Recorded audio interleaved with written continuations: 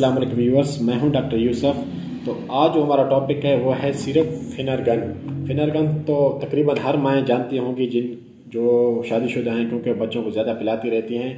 लेकिन इसके बारे में मैं आज तफसीलन आप लोगों को बताऊंगा कि ये किस मकसद के लिए इस्तेमाल होता है।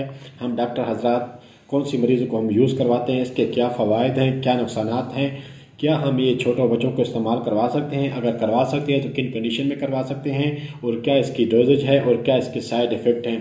प्रॉपर जो है डिटेल से मैं आप लोगों को बताऊंगा इस वीडियो में। अगर आप मेरे चैनल पर नए हैं तो काइंडली वीडियो को लाइक करो, चैनल को सब्सक्राइब करो और बेल आइकन को भी दबा दो और वीडियो को ज़्यादा से ज़्यादा शेयर करो। तो वीडियो को स्टार्ट करते हैं। सिरप फिनरगन जो है इसकी प्राइस भी आए तो ये 54 का है, और इसको बनाने वाली कंपनी जो है वो है सनोफी। ठीक हो गया। और दूसरा जो है इसमें फिनरगन इसका कंपनी नेम है, और प्रोमेथाजीन जो है HCl ये इसमें जेनेरिक है, इसमें इस्तेमाल होता है। ये एक एंटीहिस्टामीन शरबत है। एंटीहिस्टामीन शरबत हम उसको बोलते हैं जिस तरह हमें कोई एलर्जी हो जाती है, एंटीहिस्टामीन हमारे जिस्म में वो इंक्रीज़ भी होता है, डिक्रीज़ भी होते हैं, जिनकी वजह से हमारे जिस्म में ख़ारिश होती है।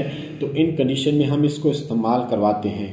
या किसी को नोज़िया होती है या वॉमिटिंग होती है तो उन कंडीशन में भी हम पेशेंट को इस्तेमाल करवाते हैं। दूसरी, इन कंडीशन में अगर जिस्म पे कोई दाने से निकल आते हैं, खारिश से होती है, या कोई भी कीड़ा मकोड़ा वगैरह इंसान को काट लेता है तो जिस्म में एकदम खुजली से शुरू हो जाती है या रेडनेस से शुरू हो जाती है, तो उन कंडीशन में भी हम इसको इस्तेमाल करवाते हैं। और इसके अलावा उन कंडीशन में भी हम इस्तेमाल कराते हैं कि अगर किसी पेशेंट को ऑपरेट कर लेते हैं, उसके बाद अगर उसकी नींद डिस्टर्ब हो जाती है तो उसको भी हम ये यूज़ करवाते हैं इन कंडीशन में कि उनको थोड़ा सा अगर आराम की ज़रूरत हो तो उन कंडीशन में भी हम यूज़ करवाते हैं।